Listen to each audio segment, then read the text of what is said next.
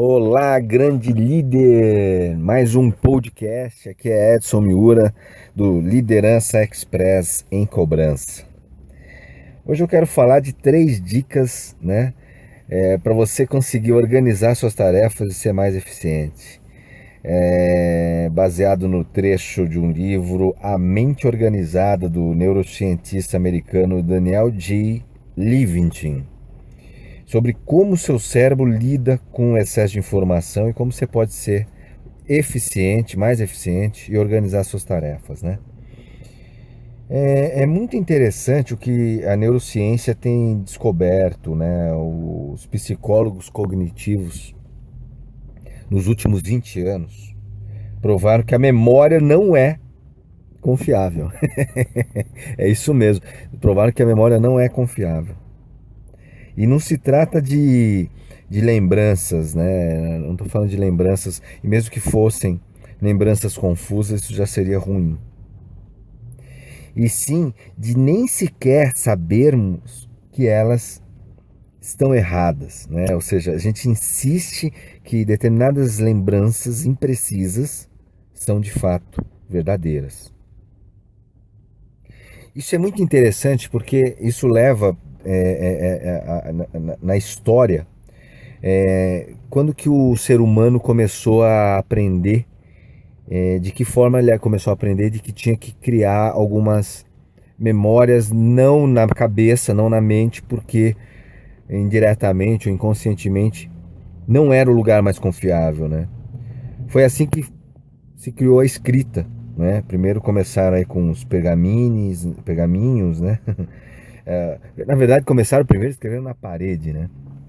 Depois começaram a fazer a escrita no papel, enfim, os livros e tal. Mas tudo isso começou, e é impressionante, justamente com uma ideia de imortalizar os pensamentos, né? Ou seja, de que forma colocar fácil para que você mesmo pudesse voltar e tentar identificar aquilo que você pensou, não é? Ou até outras pessoas para você compartilhar o seu conhecimento. E depois disso foram criados calendários, né, os arquivos, computadores, smartphones, tudo isso para organizar e armazenar informação. Então a gente aprendeu a descarregar em vários dispositivos externos grande parte do processamento que seria feito pelos neurônios, né? E os dispositivos acabaram se tornando uma extensão do nosso cérebro, um aperfeiçoamento neuronal, né? E o que acontece é que hoje a gente vive com tanta informação, mas é tanta informação que, para você ter uma ideia, em 1976, um supermercado americano tinha em média 9 mil produtos. Hoje, esse número é de 40 mil produtos. E uma pessoa comum se satisfaz com 80 a 85% das suas necessidades com apenas 150 artigos de um supermercado. Isso significa que precisamos ignorar 39.850 produtos que estão lá no supermercado. Olha que coisa louca, isso porque nós estamos falando de supermercado. Existem 40 mil opções que você vai escolher 100, 150. Só que para você escolher as 100, 150, você ignora outras 39.850. Né? E todo esse processo de ignorar e decidir, né, escolher, tem um custo. Os neurocientistas descobriram que a falta de produtividade e de motivação pode ser resultado da sobrecarga de decisões. Embora a maioria de nós não tenha dificuldade em relativizar a importância das decisões, o cérebro não faz isso automaticamente. Pesquisas recentes mostram que pessoas obrigadas a tomar uma série de decisões triviais, por exemplo, escrever com uma caneta tinteiro ou esferográfica, uma caneta vermelha ou azul, enfim, tem uma piora no controle dos impulsos e um decréscimo do bom senso nas escolhas que vêm na sequência e são realmente relevantes.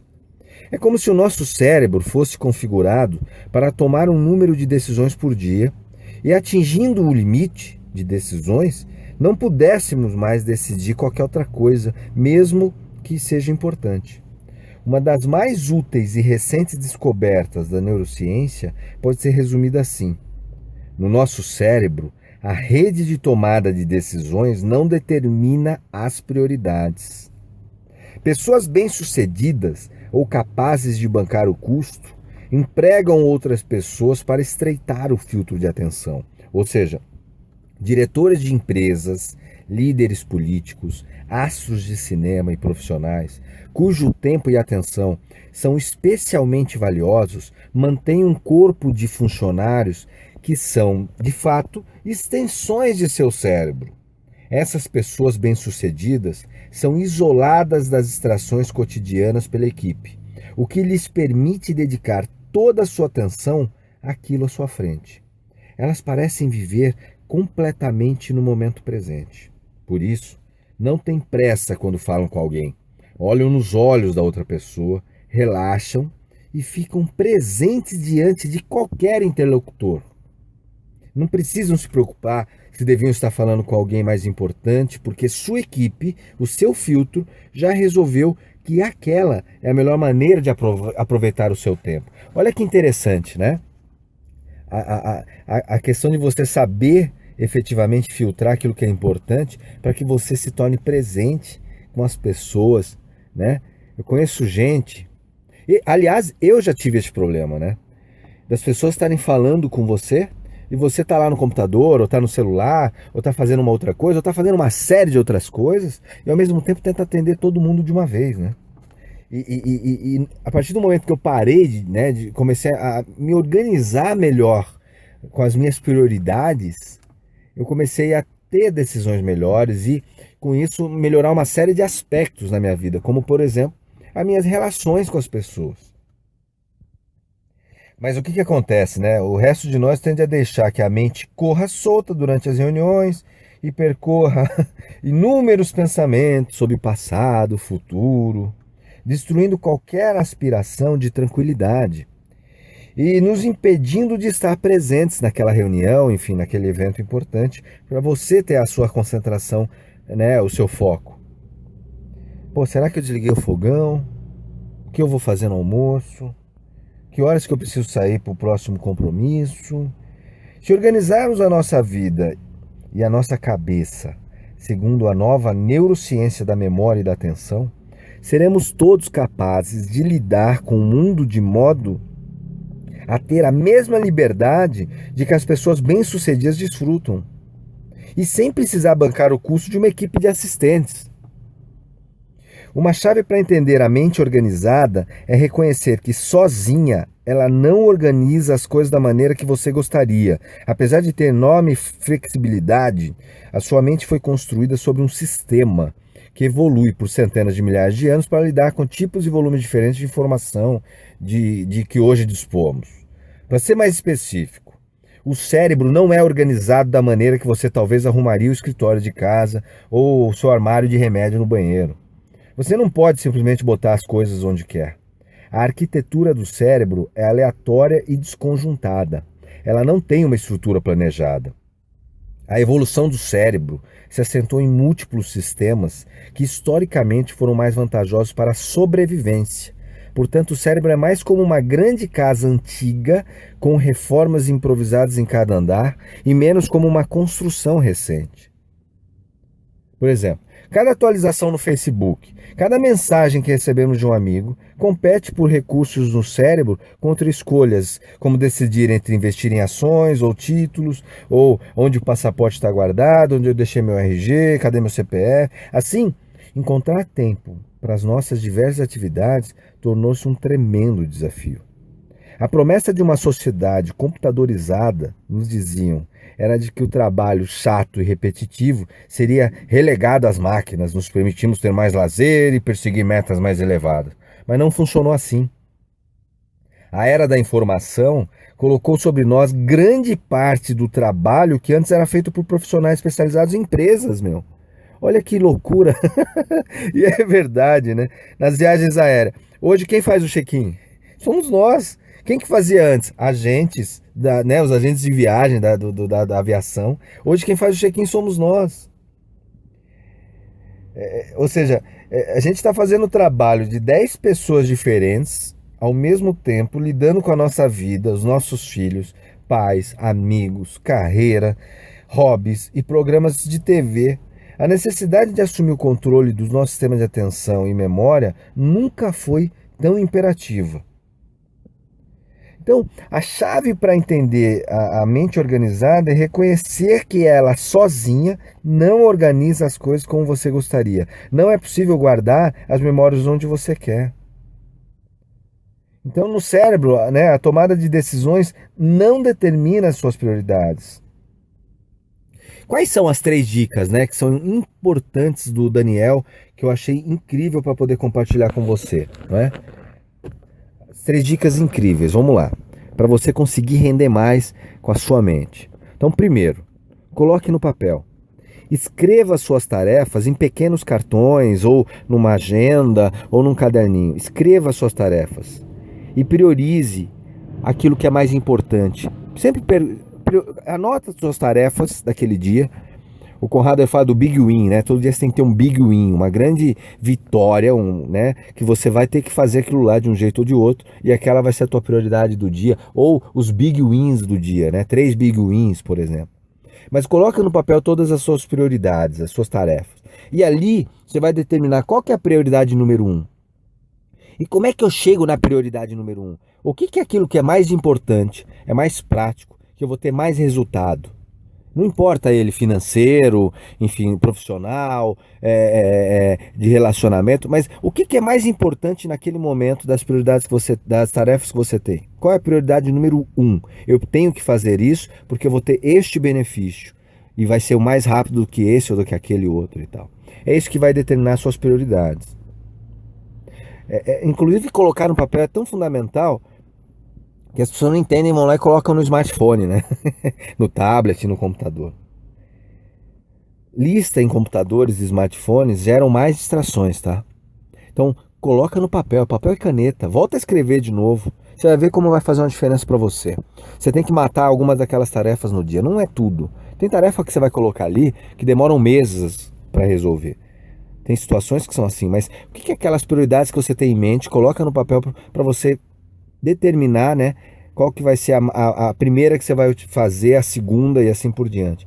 E assim você vai perceber que você vai conseguir medindo melhor o teu progresso. Então, 1, coloque no papel. 2, determine o tempo. Como eu falei, algumas tarefas você resolve em alguns minutos, outras meses. Não deixe que as pequenas pendências atrapalhem os grandes projetos. Em vez de abrir sua caixa de e-mail a cada 10 minutos, determine alguns momentos do dia para ler e responder as mensagens. Por exemplo, veja o e-mail 2 vezes pela manhã, umas 10 horas da manhã, outro meio-dia, por exemplo. Ou e depois à tarde, outra vez você vai ver às 4 e às 17, não sei, às 15 e às 18, enfim, para que você não perca o seu tempo com algo desnecessário. Algumas pessoas se habituam tanto a ver e-mail que ficam vendo toda hora. Não só no computador, no notebook, mas no celular. E aí você também não consegue priorizar as coisas na sua vida. Então, 1, coloque no papel. 2, determine o tempo de cada tarefa. Tenta priorizar isso. Não que você tenha que fazer o que é mais rápido, mas seguindo essa lógica do que é mais prático e no tempo que tem que ser feito, para que você consiga unir o tempo e a necessidade, não é? E 3, quanto vale sua hora? Tenha em mente quanto custa o seu tempo e avalie as tarefas do cotidiano como se fosse um investimento. Não gaste horas numa decisão que vale menos do que o tempo investido. Não gaste horas numa decisão que vale menos do que o tempo investido. Faz uma conta simples, tá? Simples. Pega o seu salário, quanto você ganha, ou a média do seu salário, se você for comissionado, enfim, a média que você ganha. Eu vou dar um exemplo simples, tá? Um exemplo bem simples. Um exemplo, vamos supor que você ganhe 3 mil reais por mês. Quanto que você ganha por dia? Então, nessa conta aqui, 3 mil reais por mês, quer dizer, se eu considerasse... Vamos fazer o seguinte, eu trabalho 20 dias úteis no mês, vamos imaginar que você ganhe 4 mil reais no mês. Vamos imaginar quanto que dá isso em dias úteis, então dá 200 reais por dia. Vamos imaginar que você trabalha aí, né, de 8 a 10 horas, enfim. Vamos fazer a conta de 10 horas para ficar fácil, mas qual que é teu ganho por hora? né? Então se eu ganho R$ 4.000 por mês, dividido por 20 vai me dar R$ 200 por dia, e se considerar em 10 horas, a gente está falando de R$ 20 por hora.